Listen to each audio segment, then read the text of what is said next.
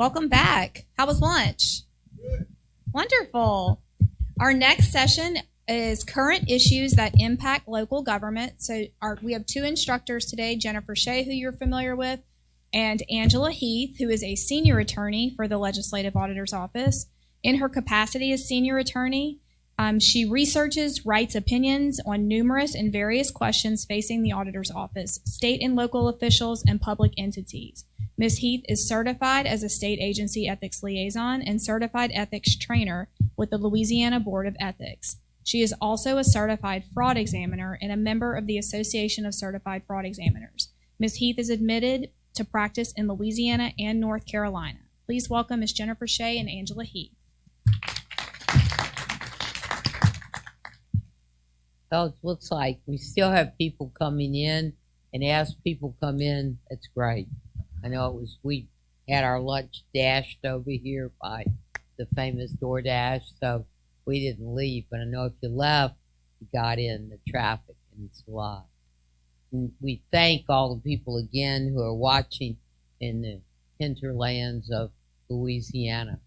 We hope that in this particular presentation that we can walk you through some of the current legislative issues that appear to be on the plate of local government. And that's why we did the slide. In this presentation, we want to point out to you issues, situations that are on your plates. I know a lot of stuff is on your plate, but there appears to be, to us at least, some things that the legislature has been working with and issues presented that have caused some confusion. And I want to tell you at the outset, you're probably going to hear us say, both Angela and I, say, we don't know the answer, because some of this stuff is still in flux. And until we get an answer from the Attorney General and the courts, then we can't really tell you the direction. We know, we watched it happen, we know the legislative history, but legislative history and development is just one part. So a lot of times when people call us, they'll say, okay, can you give me that in writing? And I'll say, no, I'm sorry. And why do I say that? Why does Angela say that, or Patrick? Because we're not the Attorney General. We wait for direction from the Attorney General or from the courts. And so what we're giving you today in substance is pre-Attorney General, pre-courts mostly, so that you kind of know the lay of the land and can, with us, watch how we climb some of these mountains. So with that said, Angela has a few, well, I have one other issue that came up, that is navigating important websites. We thought it was important to give you this information now and, have you have it in a slide, because if you follow this, you should be able to get at least a sense of the answers you might have. The Legislative Auditor's site, you saw Patrick had it up previously in his presentation. What we've tried to do there is gather topics that are of real concern to you and put them in language, not law language as much as understandable to me, Jenifer, as a person. And then what we've tried to do is hyperlink that information so you can go and read the black letter law. And I'll say here, if we have anything on our website that doesn't work, do not hesitate to call us. We will be so grateful to you if you could do that. The other site that we have on here is we have the state of Louisiana, that's the Division of Administration, but I highly recommend the Louisiana Legislature's website. It's a good site. They, for some reason, Westlaw and others do not always have the most current version of the statutes.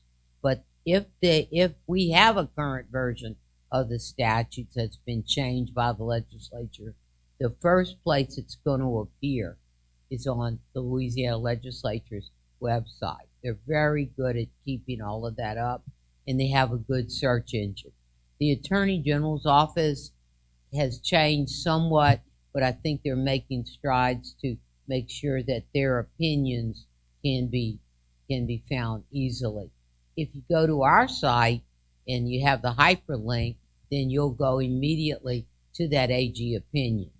So that'll help. The Division of Administration has a site, of course, and the next site that I think is important for you is the Office of State Procurement. That's where you have the famous list of what products are on state contract. It's not the easiest site to navigate. It's not. I don't know why. It's not a criticism of them, maybe because it changes and all that. But I'll tell you what is good is the people that work there. They're very nice. They'll answer your questions and help you to navigate it. The Louisiana Board of Ethics, we have this on here because we have the Code of Ethics. You can find that in the statutes. But the Louisiana Board of Ethics has advisory opinions and opinions, court cases, that they have been involved in. Why do I think that's important? Is because, again, you don't look good in stripes. That's one you want to get straight. You want to make sure. If anybody has a question about has so-and-so done their annual training, it's all listed there. Also there, and this will be a great loss to us actually, is Kathleen Allen, who is the Executive Director and the General Counsel. She's been there for about 15 years and she's retiring in January. And she's just a wealth of information, and she's very amenable to answering questions. So if you have some burning questions, she's a good friend of mine. Just tear up her line and call her now before she walks out.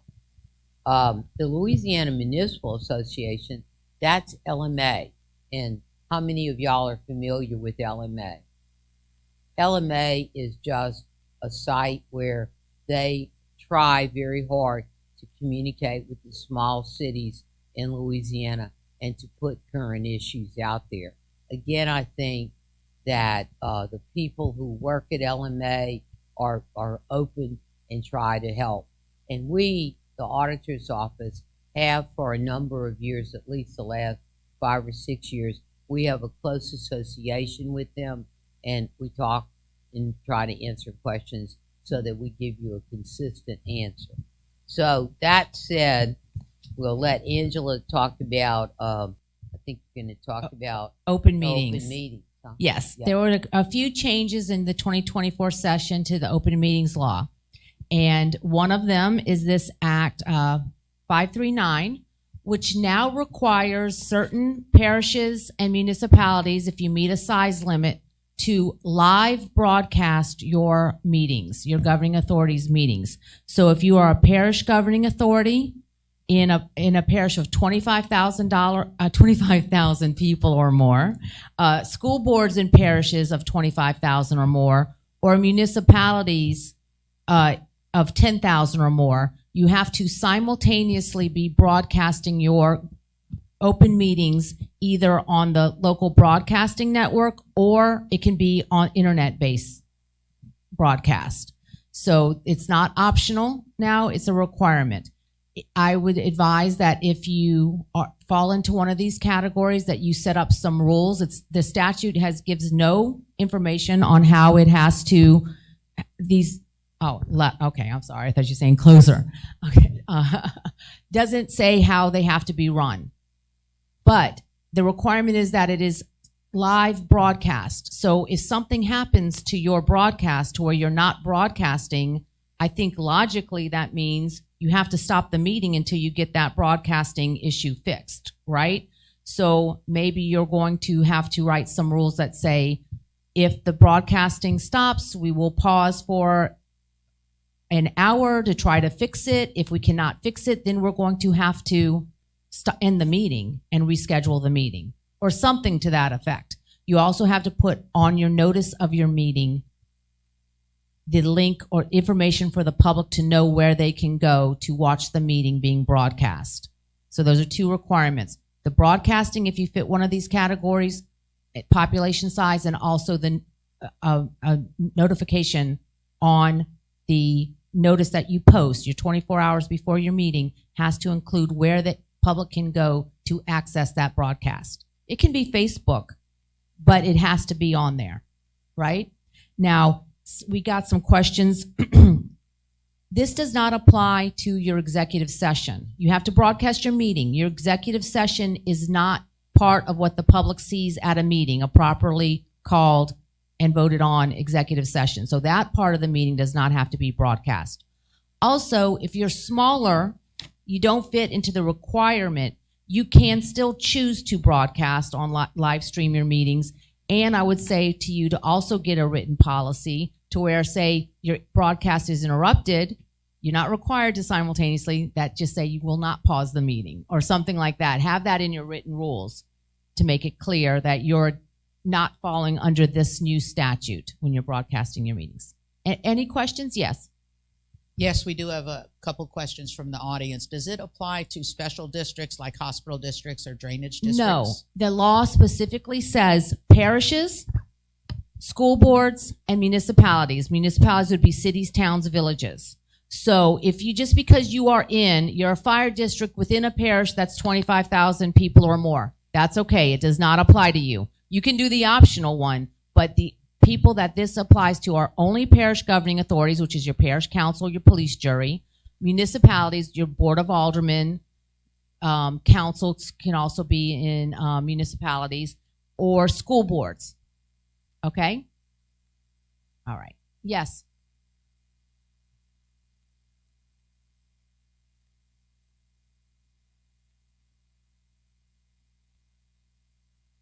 Okay, you're asking a separate question. You're saying you're having a public meeting that is required to be broadcast, and one of the things that you're going into executive session for is to discuss somebody's character and fitness. Is that your question? Yes, and well, that's a different rule, not a change to this law. When you're going into executive session to discuss someone's character, fitness, termination, you have to give that person notice that you're going to be discussing them. And if they tell you, no, I don't want you discussing me in executive session, you have to do it in the meeting. You have to do it in the meeting, and the broadcasting rule would apply then, and that would be broadcast. Okay? So it won't be executive session if he told you that you can't do it, executive session. Okay. So any other questions? Okay, so the next change, now every single public body that is subject to the open meetings rule must now, you all know that you have to do your post your notice 24 hours before your meeting.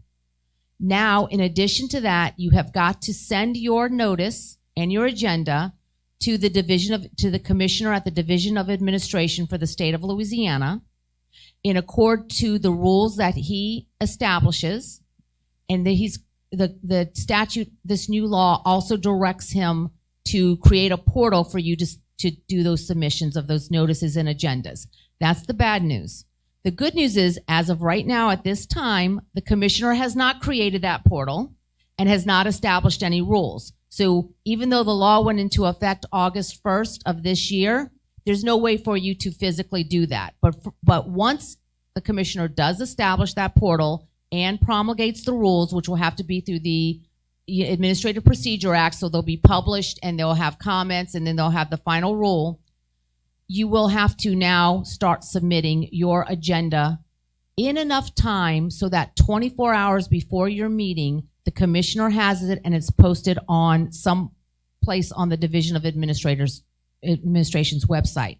What that means for you is that you're going to have your agenda, I imagine, ready well before you normally do. Because if you're posting your agenda for the 5 p.m. meeting on Tuesday at 5 p.m. on Monday, which is allowed, the commissioner might be telling you he needs it 12 hours, like 36 hours before your meeting. So you're going to have your agendas done and not be able to be changed.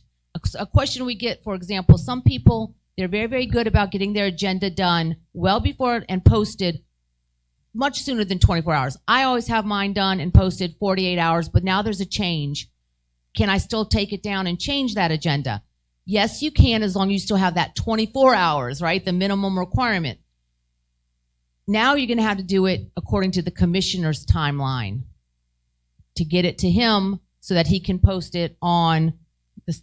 And this applies to everybody. Fire district, anybody that has to have open meetings is going to have to send their agendas and notices for every meeting they have in the entire state of Louisiana. The idea is there's one place that anybody can go on the internet and find your agenda for your meeting. Okay? And is there any outlook on a time frame? We have no idea. Well, I don't know how the commissioner is going to handle any notification, but we're going to try to keep our eyes on it, and we're going to try to get notice out to you all. I'm sure LMA is doing the same thing to try to get notice out to you all. I imagine we can easily reach like your auditors because we have all their emails. We know who they are. It's very difficult to reach every entity. There's a lot that we might not have the right address for, but we will definitely at least inform the CPAs and the auditors and as many people as we can. We'll try to. Every year we make a presentation to the Society of CPAs, the ones who do governmental audits. And this is part of our presentation. And we can't substitute our judgment for their professional judgment, but we're going to make sure that they understand that there is no portal, and at least in our judgment, this law can't be effected at this point. And I have talked to the Assistant Commissioner, Patrick Goldsmith, who has also told me that the portal is not there yet, and it's indeterminate when they'll have the portal. You don't mail them in. Like right now, don't start. I've heard that they've gotten stuff via mail. They've got nothing to do with them. They don't have the actual infrastructure established to post them on their website anyway right now. So don't worry until it actually gets established. Okay? Or, maybe they'll make a change to the law next year. You can call your representative and complain. Now, the next, okay. So another change to the open meetings law, I think this is the last change, it has to do with consent agendas. Now, consent agendas, if you're not aware, if you're a certain size, parish, school board, or municipality, you can do what's called a consent agenda, which allows you to group procedural or routine agenda items together. They're like non-controversial things, and you can take them separately and not have to read every item on that list before the governing authority actually votes to adopt them. It's consent. It's going to be, yes, it's routine matters. What all this law did is that used to be parishes and of 200,000 or more and school boards of 200,000 or more population. But now there are parishes of 125,000 people or more, and school boards within parishes of 125,000 people or more can use a consent agenda. The municipalities, 100,000 or more, has stayed the same. So that might not affect most of you in here because it would not affect if you're a smaller entity, parish, school board, or municipality. Okay? And that is the changes on the open meetings law. Well, the public records law is one that's made for the public. So the reason we wanted to pull this one out for you is because in this act, 638, they made a change that doesn't affect you, but somebody could tell you it affects you. That makes sense. And that is that if you request, anyone who requests a record of the governor has to prove that they are a resident of Louisiana. Now, I don't know how they're going to do that, but I'm just telling you that's in the law now. It is not the law for you. So don't start putting that in your provisions for people who request a public record. People who request a public record walk in the door and say, I want to see Jenifer Schaye's salary, hand it to them. That's okay. they'll feel sorry for me. No, hand it to them, because that you can't ask them. They have to be a certain age and all that, but not, are you a resident of Louisiana? Only the governor can ask that question. The other statute that we think is important, and I'm not sure why this is here. I'm not sure why they did this, but it removes personal liability for anyone who doesn't comply with the public records law. In other words, you go to court and they say Jenifer didn't produce a record she should have produced, or before this statute, it was my personal liability, and if the judge assessed a penalty, I had to pay it. Now it's saying I don't have to pay it, the entity has to pay it. There still can be a penalty, but the entity has to pay it. So there's public, but not personal liability. Why is that there? Again, I'm going to just say, I don't know. Try to comply with the public records law so you don't have to be the test case on this. On the next statutes also involving public records law, that Act 411 says that you must give copies free to student-produced media. I think maybe this arose out of some controversy at universities, but we don't know. And if you had a copy and the university newspaper, I don't know what it's called at ULL, at LSU, it's the Reveille, if they ask for something, then you'd have to give it to them free. Okay? The other statute, 618, I do think is a significant change in the law. How many of y'all have economic development districts in your area? Okay? Yes. Well, what this statute is saying, we think, right now, is that they can keep all of their records confidential until they get to the point of a decision. That's only for economic development districts, but that's a pretty big change. They're claiming that it's there because they have proprietary documents in there, documents that would gives one or the other group a competitive advantage. I think, Jenifer, one lawyer, 30 opinions will happen. I think there could be a challenge, a court challenge on this for the confidential documents, but I don't know. And Right now, go ahead. I'm sorry. right now it says you have to keep, you cannot get them while they're in negotiation.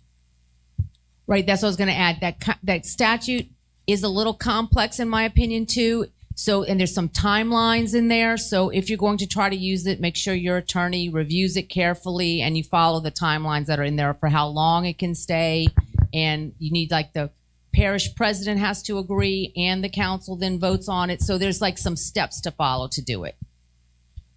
Angela, I have a question for you back on the topic of open meetings law. Yes. What happens when the council amends the agenda? Do they still have to post the amended agenda to Division of Administration? Excuse me. You can only amend the agenda after you have posted your agenda and your notice within the time frame. It can only be amended at the meeting by unanimous vote. So you don't repost that agenda. No. The amendment to the agenda by the council at the meeting happens at the open meeting itself by unanimous vote. So you don't repost that agenda. But if they happen to change their mind on the agenda Before the meeting, yes, you would have to that's what I was trying to express.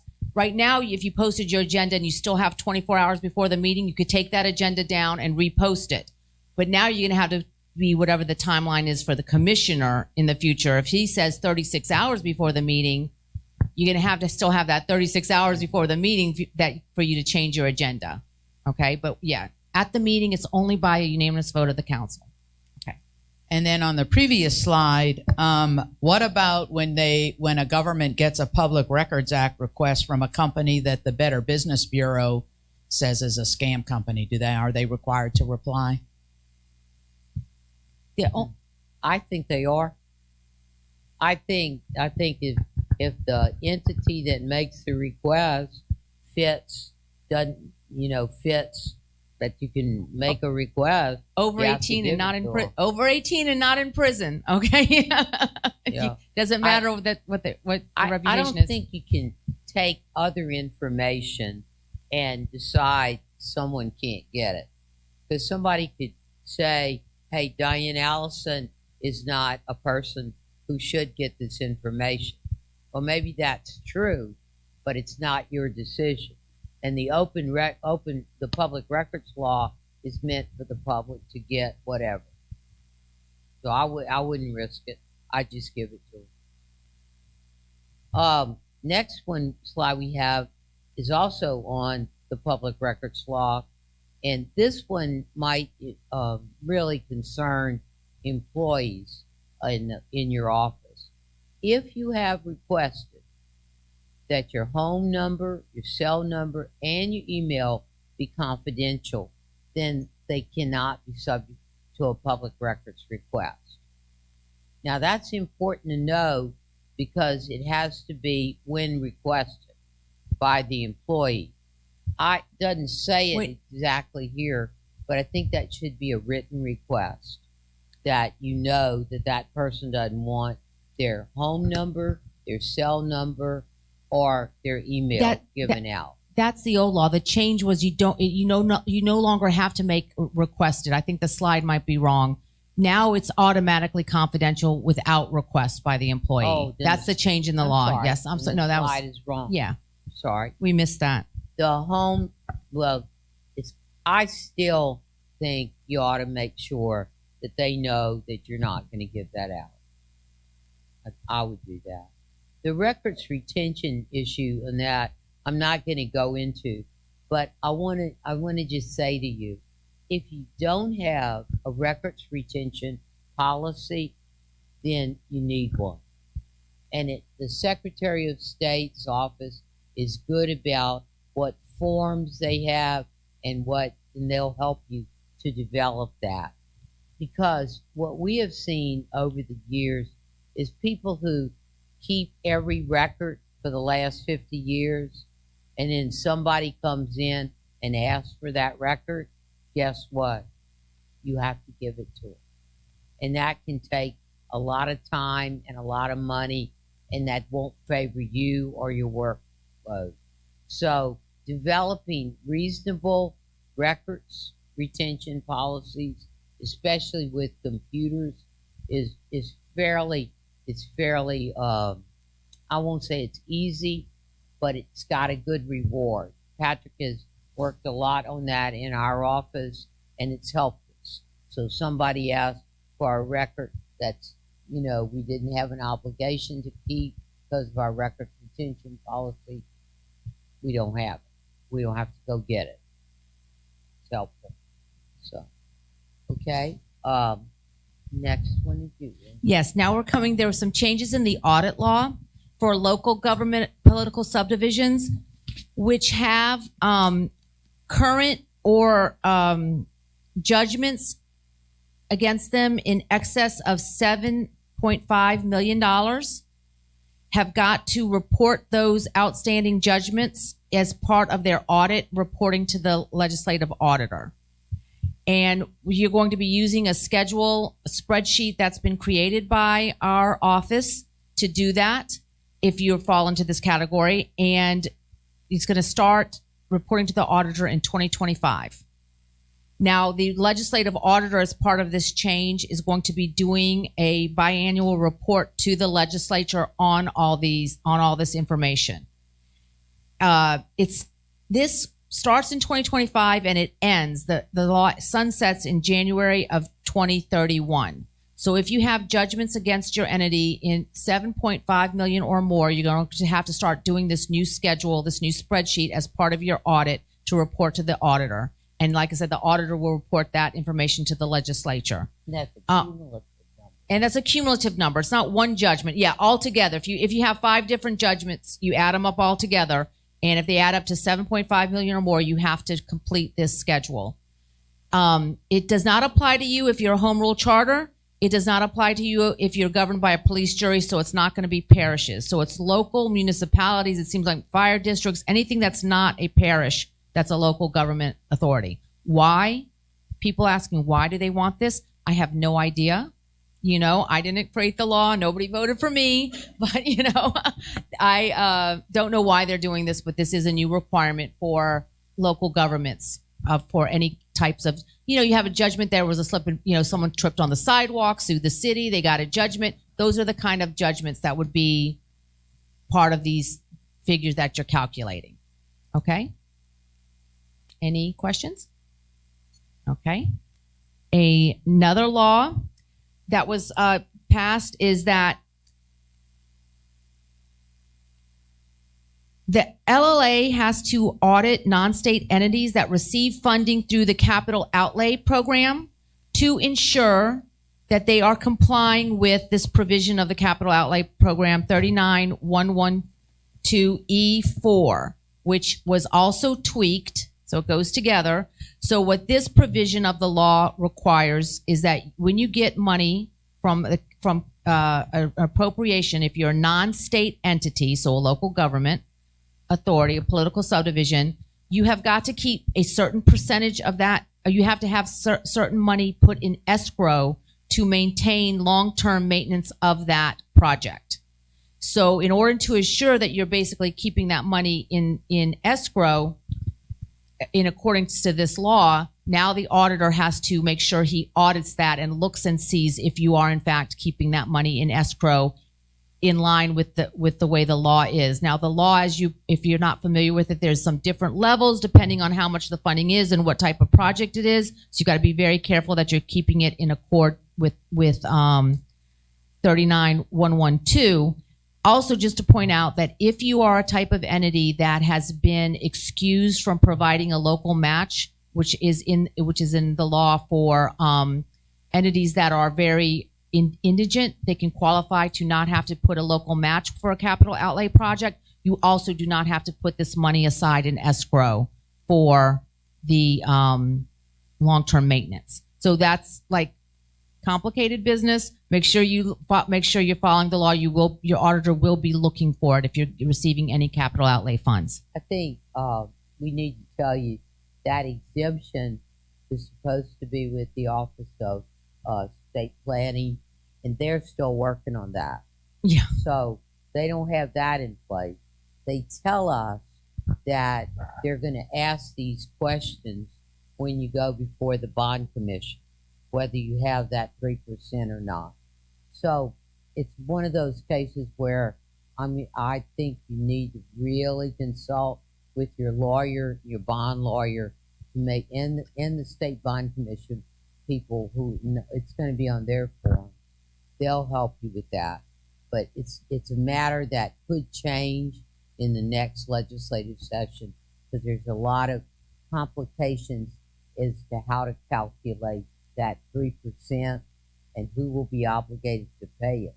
The deal, though, is if you got $1 million for a park, you have to keep that money for maintenance. The question being asked, okay, so you take part of that money for maintenance in the first and second year. Do you have to put other general fund money to keep that 3% level all the time?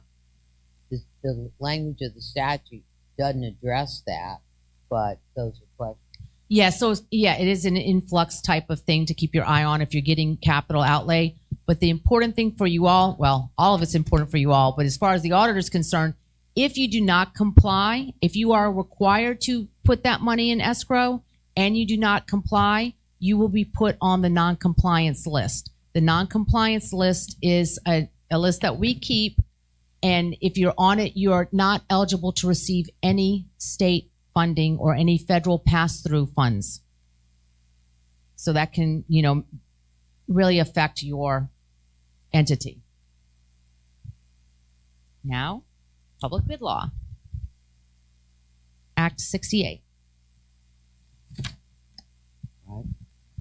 Well, we talked about it some this morning, so I'm not going to go in great detail, but this is the extra thing that's been put in for police vehicles, for law enforcement vehicles, and for fire service and firefighting vehicles. What I continue to say on this is that the Constitution still applies, that you're still going to try to find the best deal for that vehicle. The main, like, little quirk, if you would, in this is that it only applies to law enforcement vehicles, fire service vehicles, firefighting. You still have to bid out anything else that's not one of those law enforcement vehicles if it comes over the 60,000. I don't really think it's going to be a big deal for the fire people because, like I said this morning, those trucks cost a lot of money. They're going to be bidding on those trucks. Where are you going to find this being used and looked at and refined some is with the police vehicles. Hopefully this will help them, especially in small towns like most of y'all are from, and it's going to change the landscape totally for those in big parishes like Jefferson and Bossier and EBR, because they'll be able to buy every car individually without subject to the public bid law.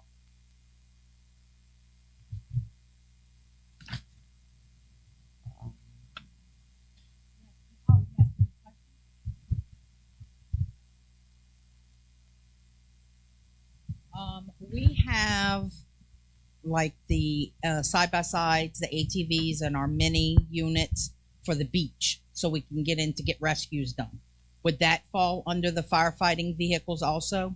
I think it does. Yes, I think so too. I would think so But too. I mean, that might be a question that if somebody questions you on that the AG will have to say that it does. But I think it does.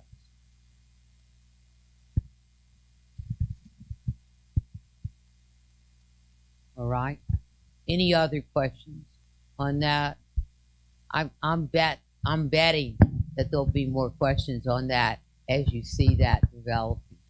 Act 663 has to do again with what we talked about briefly this morning in our scenarios, and that is these qualified group purchasing organizations. This is a big change for us because we've been hearing over the years that the Texas group or some group came in and said, I'm better than sliced bread, buy it from me. And I've always said, no, you can't, because you're not allowed to do group purchasing. This now is saying you can do group purchasing, but it's got certain rules for it. My best advice to you is look at our chart on group purchasing, and first thing you have to find out is, do I have two different groups who are members of the group? That's the first thing. And if you do, did the group follow purchasing guidelines? Did they follow public bid law, if you would? The other thing is, can I get it cheaper on state contract? That still applies. Or on the Government Services Administration. If it does, then you don't buy it from the group purchasing group. I don't know. We're going to have to watch it. Actually, when it went in with the school boards, we haven't gotten that many questions. School boards don't appear to be using it that much. Not like the hospitals. The hospitals have had it for years, and they do use it because they purchase in great quantities. You can still publicly bid, and you have to make that call. Could you do better just by doing an individual public bid? Any other questions on that? Okay. The chart that was just on those last three slides is available on the LLA's website, lla.la.gov, and it's under the legal resources, FAQs, and we have it listed out there called Group Purchasing Organizations. I think or it's public bid flow charts, I think, and then that's one of the ones of the public bid flow charts. One thing I want to, another thing to point out, it's on one of the charts. It's on glasses here. slide 16. They have to keep what they say they're going to charge you for the product. It has to stay the same throughout. They can't change the amount they're going to charge you. Less than 3 months. Okay. The next slides are that acts that we thought were important is Act 707, which says that if you have a garbage or trash contract, that if it is exclusive, you must bid it. I think we've been saying that. The court's been back and forth on that, but this is definite now. If you have a garbage contract with only one entity, one company, you must bid it. And also they're for local government or not local, that they've added some rules on architecture and engineering firms so that you don't have to take the lowest bid, but the most qualified and the firm that appears to be fair and reasonable. That kind of like our RFP language, so that you're not just looking at the price, but you're saying, no, this one fits me better.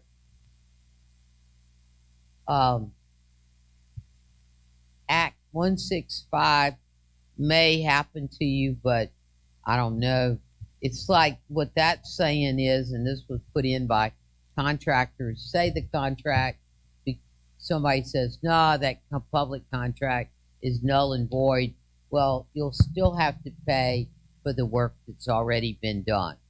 And that's in the jurisprudence already. It's something that we call quantum merit. If you got a benefit, you have to pay for that benefit, even if all deals are off. And that's what this is saying. Act 581, I'm going to say that's one where we're still going to have to just watch, because what that act is aiming at is that any vendor who discriminated against firearms companies or associated entities, if you had a contract with them, they would have $100,000 or more. The company would have to say by written verification that they didn't discriminate against firearms companies. Is that clear? It's mud to me. I don't know how to do it. I read the law is like that, and I don't understand it. And there was a lot of controversy in the legislature, but it did get passed. So, what I'm going to say on that is, if I had a contract with a vendor of $500,000 or more, I would ask them to sign this verification. Would y'all agree with that? Yeah, that would be the safe way to do it. Now, and they would say, I think, I don't discriminate against firearms companies. What's in the statute that's real ambiguous is what form that discrimination would take. Yeah, we have a couple online questions. Sure. Do you have examples of escalation clauses to accommodate increased costs? Do we have examples of them? Not on our website or anything, but that is something that's for your attorneys to draft that. Examples of escalation Clauses to accommodate the increased costs. Increased costs of, Yeah, it's like in requirements contracts. yeah. The- I'm sorry. The thing I think is it has to be reasonable. Yeah. It has to be reasonable. You can't, give a real life example was when the price of steel doubled, and it did, and people called and said, the guy says he's not going to deliver the steel because the price has doubled because of COVID. I said, did he sign a contract? And she said, yes. Did they have an escalation clause? Said, no. Well, then you got to the contract is just terminated. They're in default if they don't deliver. Could you have had an escalation clause in there? Yes. Would you likely have had an escalation clause that doubled the price probably not, so you just got to be reasonable.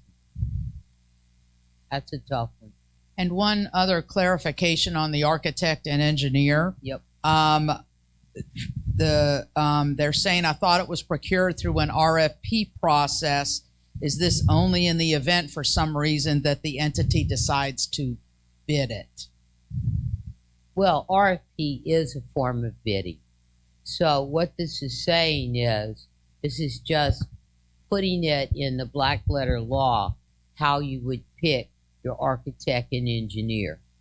And that is that you would pick the most qualified and the one that's fair and reasonable. It's giving you, in fact, an exemption that you don't have to take the lowest priced architect. Okay. Any other questions on that? Angela, Yes. So we had a very big case on the public records law from the Louisiana Supreme Court this year. It was called PETA, which is the People for Ethical Treatment of Animals, versus LSU. They sued LSU over to get access to some records of some research, records related to research that was done by one of the professors there. This research involved songbirds, and as part of the process of this professor doing that research, the East Baton Rouge Parish Council changed some laws regarding, some ordinances regarding these songbirds. And so, PETA was very, very concerned about it. They wanted the records. LSU did not give the records for, there was 4 different categories of records, like vet records, video records, communications related to that ordinance with the parish, and some records that were on the professor's private phone, but it was determined by the court ultimately that they were related to her research, so they were part of her work. It wasn't purely private communications, which, by the way, I want to warn everybody about. If you're texting with people at work about work on your phone, people may be able to get access to those text messages if it's publicly related, because the Supreme Court affirmed on every single matter of these records that under the Louisiana Constitution, which guarantees the right to public access to public records, to access to the public of the public's business, which would be the public records, the public is guaranteed access unless the law specifically and unequivocally provides otherwise. So they are always giving it a very liberal interpretation of when there's a question of access, of whether the public can have the record or not. The courts have always sided on the side of public access, and now this makes that stronger. You have to really, because LSU didn't just not turn over. They argued some provisions of law that they tried to make the case that this exception applied to this one, and the Supreme Court said no. It's got to clearly state these records are not subject to disclosure under the public records law. An example that's in the law is an employee's social security number, for example. That's clearly in the law, so if someone comes and asks for personnel records, you're going to redact out the social security numbers. Now, your home address, even without a request, and telephone number of employees will be redacted out. That's clearly an exception in the law. But the court just reaffirmed that principle in Louisiana. Okay, any questions on that? Okay. There was also an Attorney General's opinion recently in 2022-01117. It said that separate data maintained in a private third-party vendor's computer system that is not used, mandated, stored, or accessible by the public entity is not a public record, as it is not used or prepared or processed or retained for the work done by the public entity. So this was probably proprietary information of the software designer that had built the system. So yes, you can get the information that the entity put in, that the entity's maintaining, but you don't get that back door, I think they call it, information in the IT world that is actually sets up the matrix or the frame that's creating that system. Okay. Now moving on to public bid, there was some AG opinion 230032 that the funds that you're required to meet to the funds that are required in the public bid laws that are sufficient to meet the estimate probable construction costs that have to be budgeted before you can go out to advertise for a bid. That provision of the public bid law does not apply to what's called the CMAR, the construction manager at risk, which is an alternative method that is allowed in some cases. So the Attorney General said, yes, like Jenifer told you earlier today, before you go out to bid on a public works project, you've got to have the money appropriated in there, what you've estimated the job's going to cost. This Attorney General provision is saying that CMAR method, which is an alternative, you do not have to have the money estimated and budgeted. You probably have to do an estimate to know what you're getting into, but you don't have to have it budgeted because of the way the CMAR works, where you don't pay the costs up front. Okay? Any questions on that? Okay, so in open meetings law, the Attorney General in 220127 expanded the type of bodies. A special security district, it's a nonprofit that exercises the authority of a special security district, is a public body subject to the open meetings law and could not do proxy voting. And in 220010, when you're using the exception of 4217.1, I don't know if you all remember that for open meetings, but this was an exception where you can do a virtual meeting when there's a governor declared emergency. During COVID, I think we all used that exception, or all the public bodies were using that, where you basically did a Zoom meeting because your council couldn't meet otherwise. Exception to the open meetings law, you have to strictly construe it. So you had to make sure all the elements were met. There's got to be a governor declared emergency. You couldn't all meet in public, and so you could do it virtually. Well, what the Attorney General said in this opinion, the question was specifically asked is, what if enough people are able to attend in person? That's a quorum, but the other members cannot attend. Can you still use that exception? And the Attorney General says, yes, you can use that exception. So you can be running an electronic meeting even though 3, say, is a quorum are there, but the other 2 are attending virtually. You still have to do all the notices that you would have to do for that special meeting. And again, you still have to have a governor declared emergency in your area to use that exception. Okay? And we have a lot of AG opinions on the Cabela's test. This is Article 7, Section 14, which Jenifer talked to you about at length, where you have to make sure when you're not donating public funds, or if you're spending public funds, that you're getting back the same, at least the same value back to the public entity as what you're spending. And so through several different cases, the Attorney General, that they're listed up there, goes through that Cabela's test. And in one case, the first one, 240071, the Attorney General said, when you're coming to waiving sewer usage fees, unless the entity can show and document that it was a fault of the entity, the public entity is why that rate was billed too high, you cannot waive those fees. You've got to be able to demonstrate that it was an error on your part, the entity's part, in order to waive the fees. Otherwise, it's a violation of Article 7, Section 14. 230065, there are cases where you could be able to use public funds to like build culverts or get a right of way when it benefits the public as a whole. But in this case, the Attorney General is saying you cannot do that when the only benefit's going to be the property owner. Okay? You can't, the parish cannot be spending money to do these drainage improvements on this guy's land when that property owner, is the only one benefiting from that.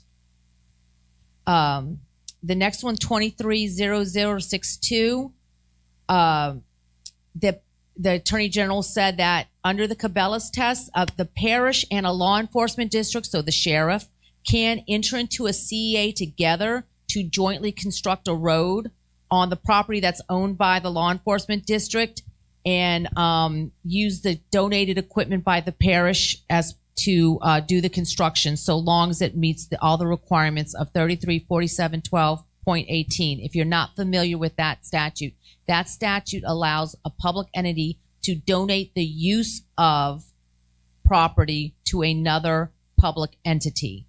The Attorney General, in his opinions, or now her opinion, sorry, but this was in 23, so that was still he, Jeff Landry. the Attorney General has said it's really just for use. It's not giving them that piece of heavy equipment or that whatever that piece of equipment is. So you can't have a parish buying a big tractor and giving it to the levy district. It's going to be used and loaned for that one job. Probably you want to make sure your CEA, it requires a written CEA, says for this job, this time period, this is what's going to be done. And after that's done, you give that piece, that levy district, or in this case, the law enforcement district would give that piece of equipment back to the parish. Now, there's also about educational incentive pay, which is like a type of program that you might design in your entity where you can institute an educational incentive pay program where you would have employees, if they qualify, do some certain programs or testing. In this case, it was a fire department. So it was like getting some certification requirements to where they are to get like not a bonus, but incentive pay for completing and getting certified. All right, because you can't do bonuses in Louisiana, but you can establish a program. It's got to be in writing. It has to have certain benchmarks in order to qualify. It's got to apply to everyone equally in your entity that would be able to qualify. So you can't let some people get it that you like and people that you don't like not be able to get it. Okay, so you can institute an educational incentive pay program in your entity following these rules that the Attorney General has set out. Retention pay, very similar. The case that's on the slide 220027 actually involved the city of New Orleans, where they wanted to institute an incentive pay program to retain police officers working in the program. And this incentive pay program had objective, reasonable expectations and benchmarks as the Attorney General goes through in the program for how many years worked with certain amount of service conduct. And in fact, so he said that it is okay to do a retention pay program with public funds for your employees. And that opinion actually recalled a prior opinion, Attorney General Opinion 10-0299, which had said you could not do those kind of things. So basically, it's been a change there in the law as far as retention pay goes. So educational incentive pay programs you can do as well as retention pay. But if you're going to do them, I would have your attorneys look at those AG opinions very carefully and make sure your program that you're instituting meets all those requirements that the Attorney General sets out in those opinions. Okay? The basic thing on that is you can't pay for past work rendered. Yeah. You can have contracts that have incentives that if you meet certain goals, your pay will change. The newspaper tends to call it all bonuses, but you need careful drafting of the statute of the contract. Yeah, of your that is exactly correct. I should have mentioned that. It's part of your policy. It would be applying to the future work or meeting educational requirements that employees would do, not past performance. That's in those Attorney General's opinions. We have come to, I think our time was 2 o'clock. 2:30. Oh, it's We're a 2:30. little early, so we're here. You ask us good. anything. We can take some additional Yes. questions. I have one. This is on the use of public funds. Can a municipality let a group, organization, business, or person use public property for free, but where that organization is charging vendors or the public? Well, we've had that question a few times, and it depends on the facts. Say you had an organization, ordinarily, let me say this up front, and Angela can add to it. Ordinarily, if you use a public facility, even if you're a public entity, you should pay the fair market value for that rent, unless you can place it in a Cabela contract that she's gone over very well, that says this is part of my public duty. It is not a gift to one person, and something good will come from it for my public duty. So in that case, to me, it would mean what is the nonprofit that, or what vendor, what entity is asking to rent the building? If it's the the group that's promoting catfish eating in Parish X, probably not. But if it's a group that's promoting About with voting? care for children, better care for children, and you know, or voting, you know, better. Well, voting gets kind of political, Yeah. but you know, better care for children or something that would benefit the community. I could see that you could do something. Your public safety maybe is better. Public safety, yep, or hurricane preparedness, something like that. Yeah. But ordinarily, you're not going to use a facility for someone else's purpose. And by the way, you should have a fee schedule of a written fee schedule of what your rent is for your different public facilities. One that I think that they do give good use is those councils on aging, where they do the congregate meal settings. I know parishes will give use of a building for free to the council on aging, because that helps benefit the elderly to come and have the congregate eating in the same place. But that's there one. again, I think you're going to be benefited. Even that's Right. a good example, council on aging, by a written agreement. Yes. That would say, okay, you're going to use it for the meals, and maybe the council on aging is going to pay for the utilities. Or something Yeah. like that. Yeah. But it should be in writing, yes. All right. As far as the educational incentive pay, would that be like a one-time sum paid to the employee for getting a certification or reaching a benchmark? It could be something like that. It's going to depend on how you're going to write the policy. So it could be a certain percentage increase in your base salary for completing that certification, or it could be a one-time lump sum, but you would have to design the policy. It would be different depending on how you write the policy. The way we explain it is it's a benefit, it's an employment benefit. It is not a bonus. Right. And so if it's an employment benefit, it could be a one-time thing. And it would Like- probably have to coincide with their contract or their That's exactly how they were right. hired in the future from that point forward. That's Yes. exactly right. Or, you know, like we at the auditor's office, we give a benefit if somebody gets additional certifications, because we think certifications are important. So if they get an additional certification, then they get some benefit in their pay to that. But that doesn't come until after they've gotten the certification. So it's future services rendered. Hello. My question is there a distinction between for-profit or a non-profit entity that will use the facility? For use of the facility, It, it is, I think, it depends upon all the circumstances. If a for-profit wanted to use the facility for profit, then I think, you know, in that general context, they should pay for the facility. If a nonprofit wants to use the facility because of Angela's example, Council on Aging, which is ultimately going to benefit the community, probably give them at least a break on the rent.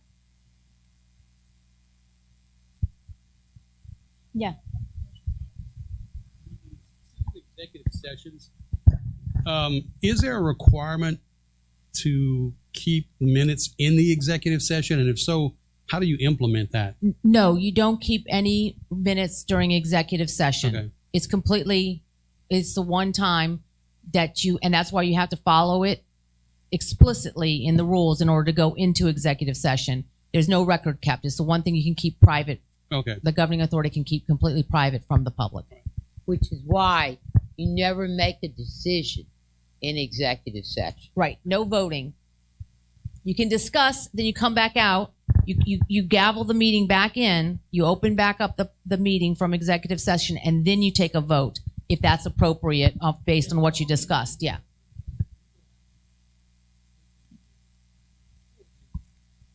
Somebody says, well, in executive session, such and such was said, and this was brought forth.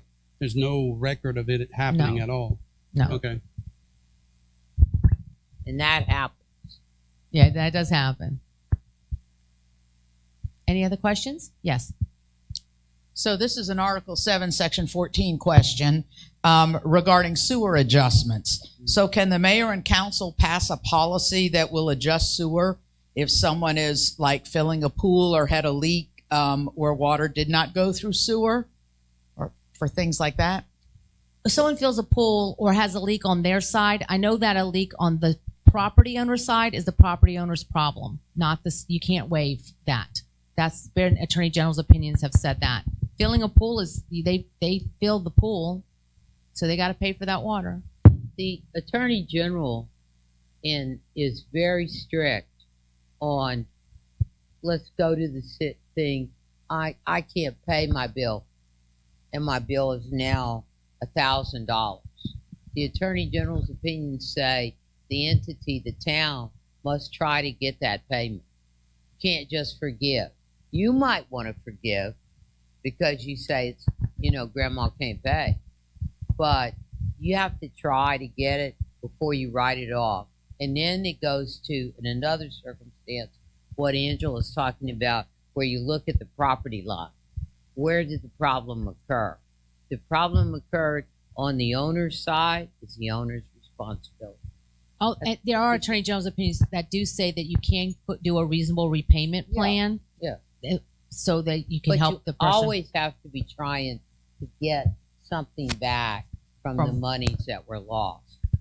So I think the question, if I understood correctly, was the sewer, not the water. So the water goes through the pipe, and the customer is responsible for it, but it didn't go through the sewer because it was a leak. So I think that we was allowed to adjust the sewer, not the water. Oh, okay, so that was something I didn't understand necessarily the question. So there was an increase in the sewer because of a leak in a pipe that was the sewer's. So your sewer is adjusted. Your sewer rates come off of your water. Yeah. Okay. So off your water consumption. So that's how you get your sewer amount. So if your water is high because of a leak, then your sewer is high, but it actually didn't go down the sewer. Okay, I see. Because at least in Baton Rouge, that's the way it's done. My sewer bill is contingent upon my water bill. That's what you're saying. And what you're saying is the water, he didn't really use more sewer. It was just because of the water. I tell you what I'd do if I were the lawyer, I'd go to court. I'd just go to court and let a judge make the call. That's what I'd do. I wouldn't adjust it, We have another but question. I'm kind of tough. And I don't know if you've heard about this. Said the legislature is allowing magistrate courts to litigate utility bills now. They have done. I'm not have studied up on that, Okay. but they have changed some things for the magistrates. Okay. They've made them more like city courts or in larger municipalities. All right, we have a recruitment question. Is there any way to offer a one-time payment in the recruitment of employees in the hospital setting? I think if it's part of their employment contract, if it's part of the whole employment contract that we were talking about with this gentleman's question, then you could do it. But again, it would have to be a reasonable amount. We have in our office paid not bonuses for coming, but we have paid for moving costs for someone moving across the country for a job that was the legislative actuary. It's very hard to find actuary, and so as an incentive, we constructed a contract that paid for that person's moving costs. I think you could do it in a hospital setting. Say you were in a rural hospital and it's very important to get doctors in there. And I think you could do it, but it'd have to be part of their whole contract. Same way you'd be putting in insurance or some benefit like that. right. I think the gentleman at the top has another question. You just wanted Diane to get exercise. That's okay. I'm sorry. So I just want to go back To one this- step, not yeah. not the water though. So for the collections, meaning that the going list or the write off, what you said was once it's on the going list or the write off, we're not allowed to contact the customer for repayment. No, you can. No. Okay. You ought to. You Right. ought to contact the customer. You ought to say you owe the bill, and like Angela said, the Attorney General opinion say you can work out a reasonable payment plan. But if somebody owes $1,000 and the repayment plan is $10 a month, that's not too reasonable. So it is legal to do a repayment plan or a payment plan because we just had that issue with our counsel and Yeah. they made a big deal about it because our auditor did say try to collect the money. Yeah. Yeah. So what we did was whatever the current bill was, we made them pay that in full and we broke the past due balance, we broke it into like maybe 6 months. Yep. And they had to pay that in full or they would be off Yeah. and then they would cut their power off. And that's okay to do that. Yeah.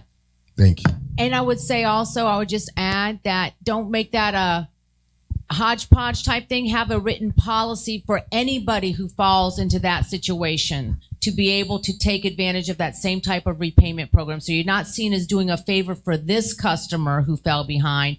Any customer that has that, it should be a written policy that you do to make that available to any customer who enters into that same type of situation. Right. It's very important that you're seen as being treating everybody in your town the same. And Oh, right? You understand? Yes. And the other Well- thing I would add to that, I mean, we're just sitting here giving you advice like we're your lawyer. oh, I need it. But the other thing I would add to that is make it an executory contract with the customer, so that if the customer in that 6 months walks away, you can take that executory contract and bring it to court, have it filed because it was an executory contract, and that will put a lien on their property, or if they try to buy a car or something, and they'll pay you off. We do that. I'll tell you how we do it. We do it in our office because we offer people to pay for their studies for the CPA exam, and we say you got to stay a year after that. 2 years. You know, after you pass the exam, we got to continue to work for us for a year. That's part of your benefit. But if you leave during that time, you owe us that prorated amount. Well, we found some people left and they forgot they had to pay us. So we had this executory contract, and we put a lien on their stuff. And if they got I think Patrick worked on that. The lady got a higher income tax refund. We got it, not her. And the stuff Got that it for our that brings account. into that situation is when it's hot, when there's a certain degree, we can't cut the power off, and when it's cold, we can't cut the power off. So then they have a bill that's over $1,000, maybe $1,500, and then they're in a bind. So before cutting them off, you put them on a payment plan so they could catch up, Right. and that's what is happening. That's a good idea. And then also the smile payments that's promised to be paid, and then the smile run out of money, and then they can't pay. And I think that goes to what Angela's saying, that you have a written plan. It also helps because LDH and those folks that regulate water and sewer, they don't want you cutting them off, and then it causes a problem in the whole neighborhood. So, you know, if you have a plan, you're much better off.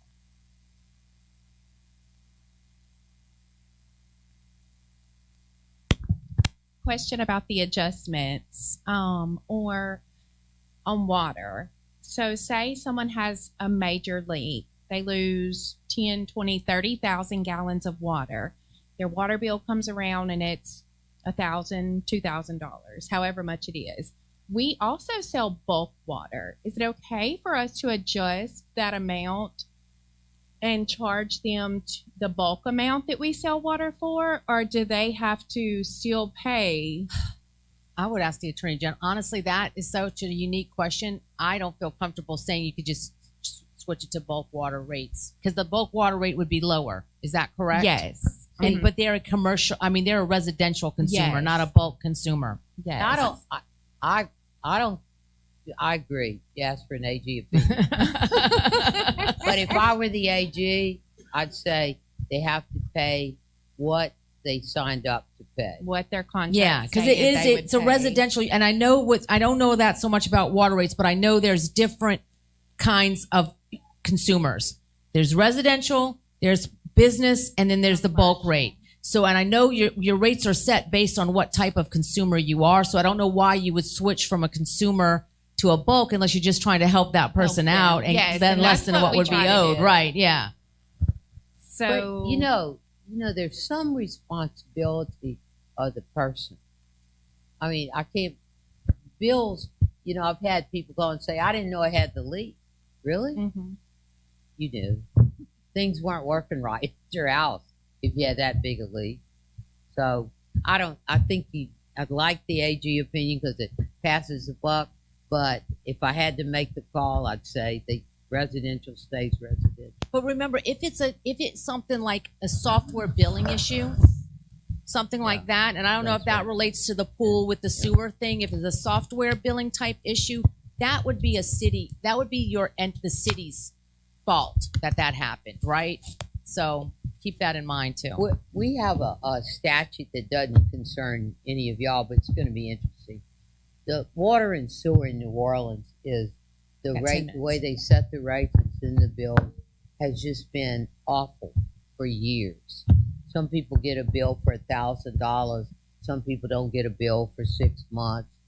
Anyway, they passed a statute, and we're getting ready to administer it. The auditor's office is, and they're going to say what they think Jenifer Schaye's bill is, and then what they have done by statute is ask the auditor and the inspector general in New Orleans to appoint people they call arbiters, who if I don't think that's fair, then I'm going to go to that person and they're going to try to have some kind of dispute resolution. So it'll be interesting to see how that works out. If that works out, they might think about doing that in other contexts in smaller areas and set some statutes, which I think would help y'all. It would give you some state guidelines to go by, which you don't currently have. Although New Orleans Sewer and Water Board, it's probably most of the problems are their fault, not the customer's fault. I don't know. We'll see. We'll see. So, Jenifer, you knew you'd get this question. Could you please explain what an executory contract is? It's a contract that people sign knowing that if they don't fulfill it, that party that you owe the money to will immediately go to court and be able to get a judge to say, yes, you agreed to pay that. So it's like an automatic judgment without a trial. If they don't pay, you file it with the court, you get an automatic judgment against them without having to actually sue them. Another question regarding the open meetings law and the requirement to have that broadcasted. Does this also pertain to a school district's public bid meetings when they open public bids? If it takes place at any governing authority, so it would be the board is present. If the board is present at an open meeting, it's got to be broadcast. All right. And any committees of the board. That's it. Yeah, sorry. So when I'm saying a public body, I mean the committees formed by that public body too, and maybe I should have clarified that. If the policy of the school board was to open the bids by a committee of the school board, like the finance committee, then that's a committee, and that would have to follow the public open meetings law, posted agenda, and so forth. Sometimes the committees thing, that's real hard for people. They say, well, wait, we got to talk. Well, you can't talk except with the lights on if you're a committee of the board. You can't go to dinner, everybody go to dinner together and say, well, we just went to dinner. Now, if it's a chance social gathering, that's different. But if it's a planned meeting and you're having dinner, or you're having a committee, executive board committee, or even if you're having a retreat of that board. You've heard that. Baton Rouge, the school board has lots of terribly difficult issues. And couple of weeks ago, they had a, quote, retreat. Well, the press went to the retreat, and they reported on it, front page news the next morning, you know. But it's a public meeting. Nothing can be done without the lights or in a smoky-filled room, unless you want to wear stripes next day. Any other questions? Diane has one more thing. Let me. While Diane's looking, this is the LLA's website, lla.la.gov. When you go up here, you go up to resources and you click on legal, and then it'll take you to the page with the FAQs that we've been talking to you about, and they're all in alphabetical order. Everything, open meetings, public bid, audit law, everything we've talked about today, plus more. So you can find everything you're looking for at the LLA's website. Okay. Oh.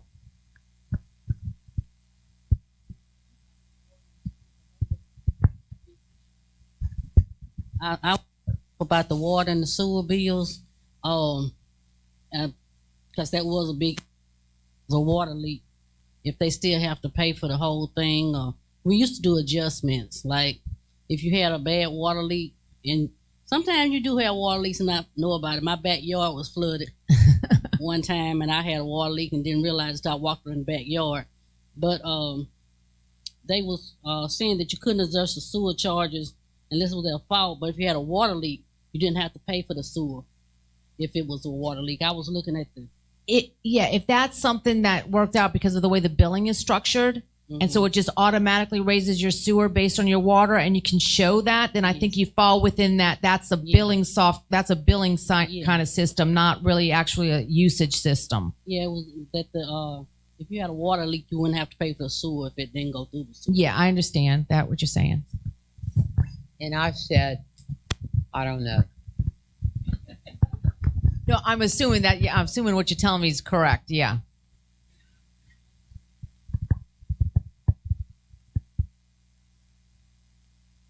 I think in Baton Rouge, if I didn't pay if I had a water leak, I think they'd still charge me for the sewer. Yeah. I'm pretty sure. Because of the way the contract is set up. And that's why I think Angela's point, and I think the gentleman in the back, depends how you have it set up. But I'm pretty sure the way it's set up, like in Baton Rouge, is I wouldn't get an exemption. Okay, and I think this, we have a question regarding Act 7M88, the architect and the engineers. Are public entities required to use the RFQ process when choosing an architect engineering firm? I think it's just giving them an option. We'll have to see how that statute develops, but I think it's giving them an option. Because a lot of people were complaining that they had to take the lowest price. And this is saying, no, you don't have to. Would you concur? Yes, I agree. Hey, yes.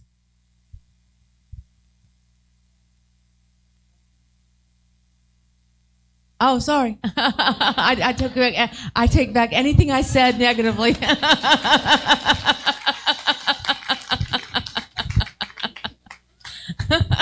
Completely unrelated question, though. If I'm not mistaken, I believe the Hammett Act in the state of Louisiana prevents you from using price for A&E for any kind of procurement. Well, I think that are you talking about a state job? State executive branch agencies for a long time cannot, and they have a special process when you're a state executive branch agency, when you're getting an architect, an engineer, or a landscape architect now for jobs of $1 million or more. It used to be for $500,000 or more. You could not consider price. That's for state executive branch agencies. For architects, engineers, landscape architects, architects, you actually have to get the licensing boards involved in your selection process for those jobs. And you have to follow a special RFQ process that involves the licensing board to select those agencies. But that's not the same law. It's not applicable to the state and local entities.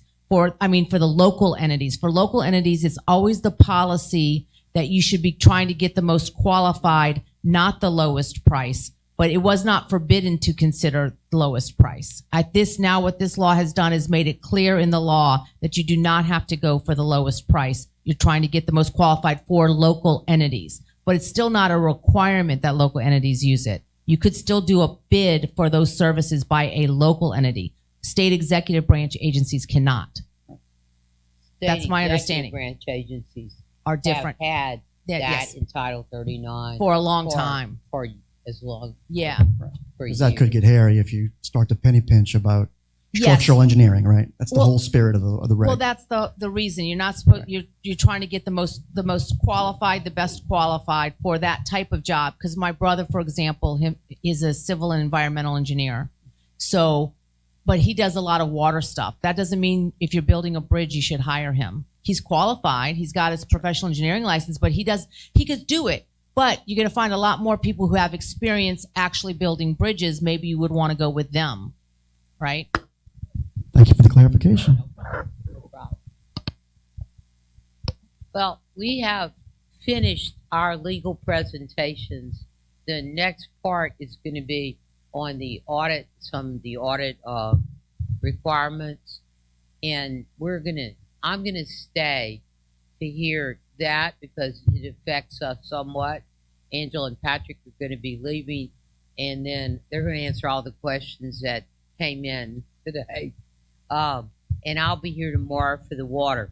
But I want to thank you on behalf of the legal section, and as Diane said, on behalf of Mr. Wagasback, who has asked us to be transparent and accountable and has been extremely supportive of the legal section of the office as we operate as the lawyers for you, the public entities, and for our CPAs who come and audit you. So thanks again. I'll be here. If you have really hard questions, call Angela or Patrick in the office. But otherwise, you can talk to me. Huh? Thank you so much. Thank you very much.